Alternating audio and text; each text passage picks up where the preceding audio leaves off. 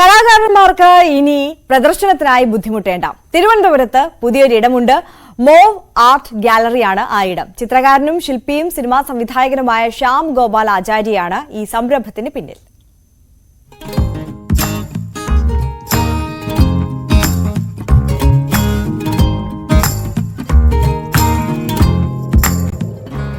കലകൾ എപ്പോഴും ഒരു അടയാളപ്പെടുത്തലാണ്, ഒരു കാലഘട്ടത്തിൻ്റെ, ഒരു തലമുറയുടെയൊക്കെ അടയാളപ്പെടുത്തൽ. ഓരോ വരകളിലൂടെ അല്ലെങ്കിൽ ഓരോ നിറങ്ങളിലൂടെയൊക്കെ മനുഷ്യൻ്റെ ചിന്തകളും അവരുടെ ഓരോ ഇമോഷൻസും എത്ര മനോഹരമായാണ് ഒരു കലാകാരൻ നമ്മുടെയൊക്കെ മുന്നിൽ എത്തിക്കുന്നത്, അല്ലേ? അപ്പം ഞാനിപ്പോൾ ഉള്ളത് തിരുവനന്തപുരത്ത് പുതുതായി പ്രവർത്തനം ആരംഭിച്ച മോവ് ആർട്ട് ഗാലറിയിലാണ്. അപ്പോൾ നമ്മുടെ ഒപ്പം ഈ ആർട്ട് ഗാലറിയുടെ തുടക്കക്കാരൻ അല്ലെങ്കിൽ അതിൻ്റെ ശില്പിയായിട്ടുള്ള ശ്യാം ഗോപാൽ സാറുണ്ട്. സാർ, എങ്ങനെയാണ് ഈ ഒരു ആർട്ട് ഗാലറി എന്നുള്ള ഒരു ആശയത്തിലോട്ട് എത്തുന്നത്?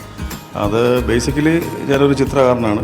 നമ്മൾ പാരമ്പര്യമായിട്ടും അങ്ങനെ പറയുകയാണെങ്കിൽ പാരമ്പര്യമായിട്ട് ചിത്രകാരന്മാരുടെ കുടുംബത്തിൽപ്പെട്ട ആളാണ് ഞാൻ. അപ്പോൾ 94 ഞാൻ തിരുവനന്തപുരം ഫൈൻ ആർട്സ് കോളേജിൽ പാസ് ഔട്ടായതിനു ശേഷം ഞാൻ ഈ ചിത്രകല വളരെ ഗൗരവമായിട്ട് എടുത്തിട്ടില്ല. ഈ തലമുറയ്ക്ക് ഈ ജനങ്ങൾക്ക് അക്സസബിലിറ്റി ഇല്ല ഈ ആർട്ടിന്, പ്രത്യേകിച്ച് ട്രിവാൻഡ്രത്ത്.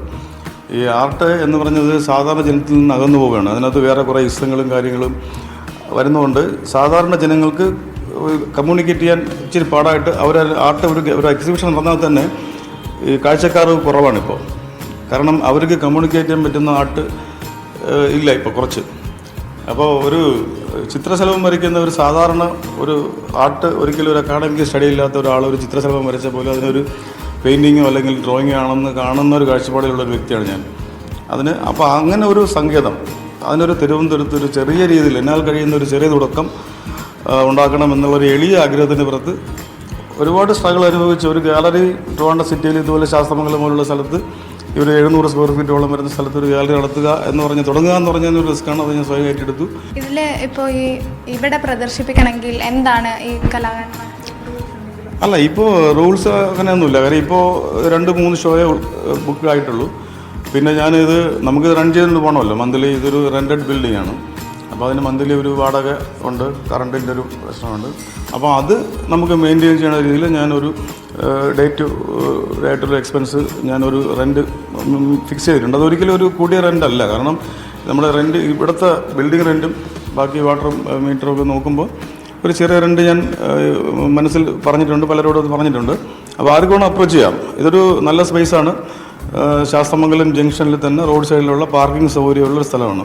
ഇവിടെ ആർക്കും എപ്പോഴും വരാം, ഓട്ടോറിക്ഷ ഓടിച്ച് പോകേണ്ട കാര്യമില്ല, അത്ര സ്ഥലമാണ്. അപ്പോൾ ആർക്കെങ്കിലും ഈ സ്റ്റുഡിയോ അതൊരു 700 സ്ക്വയർ ഫീറ്റ് ഉണ്ട് ഇത് ടോട്ടൽ. ഇവിടെ ആർക്കെങ്കിലും ചിത്രങ്ങളോ ശില്പങ്ങളോ അതിന് മാനദണ്ഡങ്ങളൊന്നുമില്ല. ഇപ്പോൾ ചെറിയ കലാകാരന്മാരെന്നോ വലിയ കലാകാരന്മാരൊന്നും അങ്ങനെയൊന്നുമില്ല, കുട്ടികൾക്കും നടത്താം. ഇവിടെ ഇപ്പോൾ നിലവിൽ എത്ര പെയിൻറ്റിങ്സ് ഉണ്ട്? ഇപ്പോൾ ഒരു 30-35ഓളം പെയിൻറ്റിങ്സ് ഉണ്ട്. ഇപ്പോൾ ഒരു 30-35ഓളം പെയിൻറ്റിങ്സ് ഉണ്ട്. 26 കലാകാരന്മാരുടെയാണ്. ഇതിൽ എൻ്റെ ഭാര്യയുടെ ഒരു പെയിൻറ്റിംഗ് ഉണ്ട്. എൻ്റെ ഭാര്യ എന്ന് പറഞ്ഞാൽ ഫൈൻ ആർട്സ് കോളേജ് എൻ്റെ ക്ലാസ്മേറ്റ് ആയിരുന്നു. പുള്ളിക്കാരത്തെ ആർട്ടിസ്റ്റാണ്. ഇപ്പോൾ ഒരു സ്കൂൾ ആർട്ട് ടീച്ചറായിട്ട് വർക്ക് ചെയ്യുന്നു. അവളുടെ ഒരു പെയിൻറ്റിംഗ് ഉണ്ട്. പിന്നെ എൻ്റെ ഗുരുനാഥനാണ് കാട്ടൂർ സാറ്, രാജപ്പൻ സാറ്.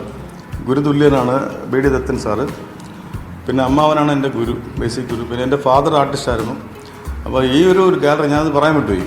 ഇത് രാജകല ഫൗണ്ടേഷൻ എന്നൊരു കോൺസെപ്റ്റിലാണ് ഞാൻ സ്റ്റാർട്ട് ചെയ്യുന്നത്. രാജകല എന്ന് പറഞ്ഞാൽ എൻ്റെ അച്ഛൻ്റെ പേര് രാജഗോപാൽ എന്നാണ്, അമ്മയുടെ പേര് കലാവതി.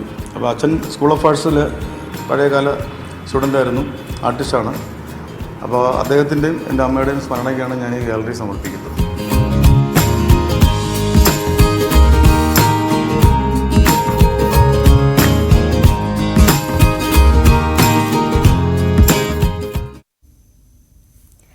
യെസ്, അപ്പോൾ കലാകാരന്മാർക്ക് തിരുവനന്തപുരത്ത് ഒരു പുതിയ ഇടം, അതാണ് നമ്മൾ കണ്ടത്, പരിചയപ്പെട്ടത്. ഐഷത്തുൽ ഷംനയുടെ റിപ്പോർട്ടാണ് നമ്മൾ കണ്ടത്. അപ്പോൾ നമുക്ക് കുറച്ചധികം വാർത്തകൾ ഇനി നോക്കാം.